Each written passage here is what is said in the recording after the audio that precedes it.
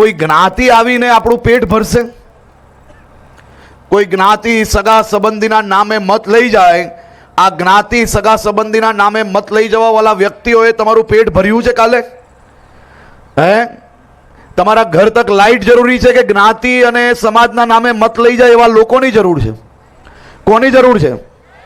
Light, પાણી, રસ્તા, બાળકો માટે શાળા, વડગામની અંદર લાઇબ્રેરી, આવી બધી સુવિધાઓની જરૂર છે કે જ્ઞાતિ અને સમાજના નામે અંદર અંદર લડાવીને આપણા ખભાના ઉપયોગ કરનાર લોકોની જરૂર છે? મને કહો, આજે આપણે કોની જરૂર છે? વિકાસની જરૂર છે કે નહીં? કે જ્ઞાતિ અને સમાજના નામે લોકોને લડાવનાર લોકોની જરૂર છે? મને કહો આજે.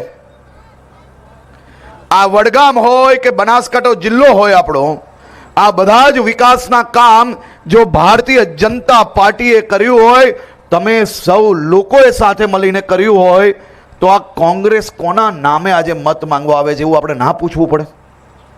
પૂછવું પડે કે ના પૂછવું પડે?